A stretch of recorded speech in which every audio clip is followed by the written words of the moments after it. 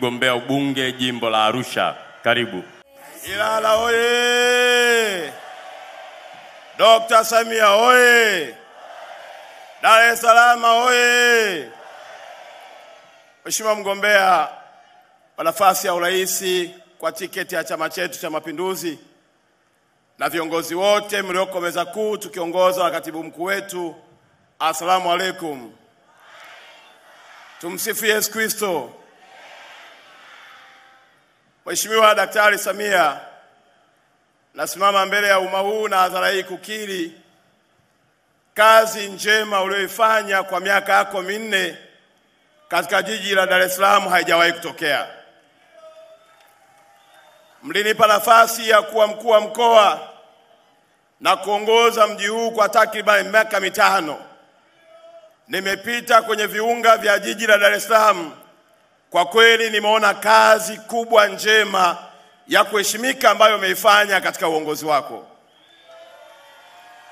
Leo ninaomba wana Dar es Salaam, kwa heshima kubwa ambayo Daktari Samia ameifanya, ambayo hajaifanya tu leo akiwa rais, lakini ameendelea kuifanya hata alipokuwa makamu wa rais.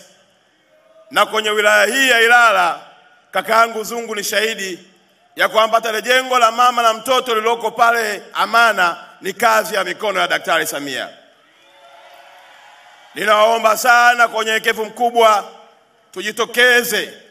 Mnakumbuka wana Dar es Salaam tulipokuwa tunafanya matibabu bure, aliyeniambia niyafanye bila kuchoka alikuwa ni Daktari Samia, kwa mapenzi makubwa aliyokuwa nayo na wananchi wa hapa Dar es Salaam.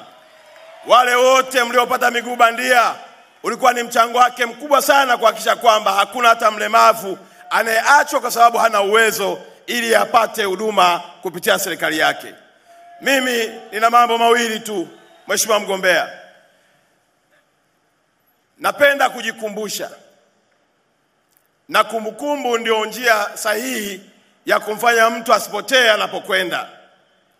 Wakati serikali yako inapiga mahesabu makubwa ya kupata faida kupitia bandari yetu ya Dar es Salaam, nchi nzima ilipiga kelele, na wana mitandao waliongea vya kuongea na kukatisha tamaa, wakisema maneno mabaya ili usiamini katika ndoto uliokuwa nayo.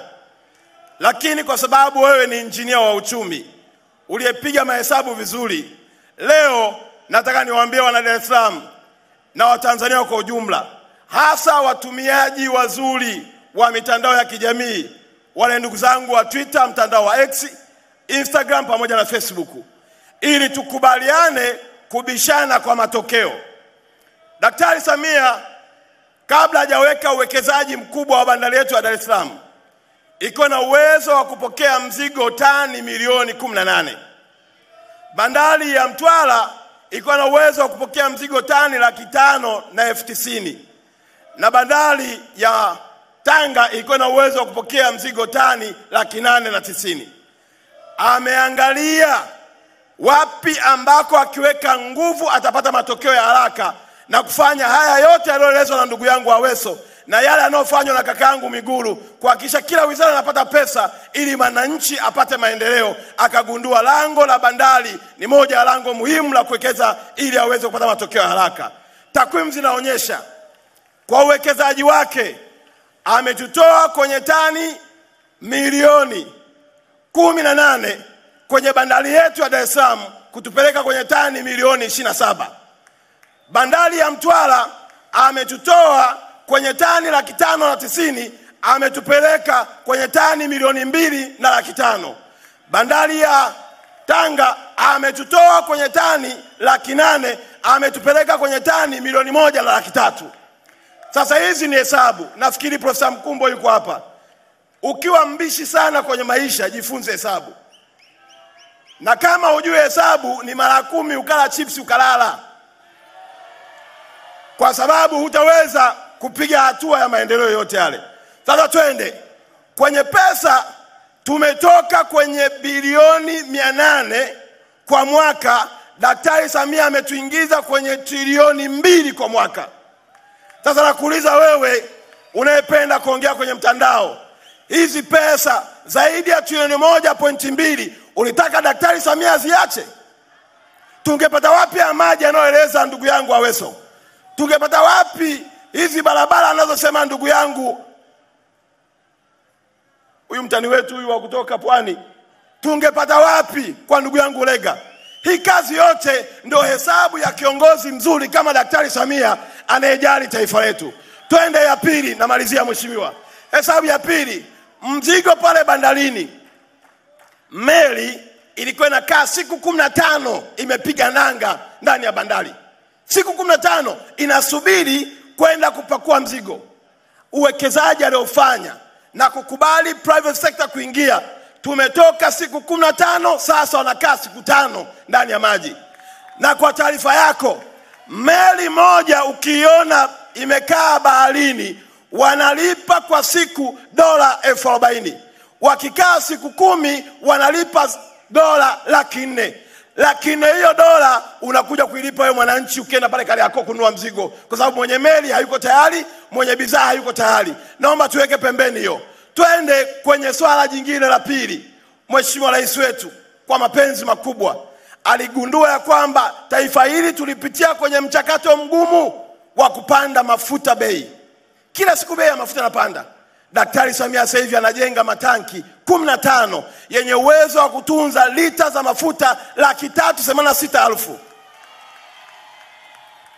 Sasa mheshimiwa mgombea wetu, leo asubuhi nimeamkia feri pale, nikaongea na wavuvi. Nikamwambia hivi, Daktari Samia asingeweka jitihada zake kuhakikisha tuna umeme wa uhakika, nyinyi mnaouza kwenye bucha samaki sisi ingeharibika? Wakasema Oktoba wanaenda kutiki. Nimetoka pale nimeenda Kariakoo, nikawauliza wafanyabiashara wa Kariakoo, nikamwambia kazi nzuri aliyofanya Daktari Samia ya kuhakikisha sasa hivi unapita mjini hakuna majenereta na amani ipo. Wakasema Oktoba wanatiki. Tumetoka hapa tumekuja Mombasa Kitunda, wanasema wanatiki. Mheshimiwa, kama kuna mtu hataenda kupiga kula, nina uhakika huyo atakuwa hayuko Tanzania. Lakini walioko Tanzania wote tarehe 29 wanaenda kupiga kula. Naomba nione mikono, naomba mikono wa wana Dar es Salaam wanailala ya kwamba tarehe 29 tuenda kutiki kwa Dr. Samia. CCM oye! Samia oye! La mwisho ni pongezi. Jana hotuba yako ya pale Kinondoni leaders ya kuambia Watanzania wajitokeze wakapige kula, hata kisoda hakitadondoka. Watanzania tuko tayari kukuchagua tarehe 29. Asante sana mheshimiwa.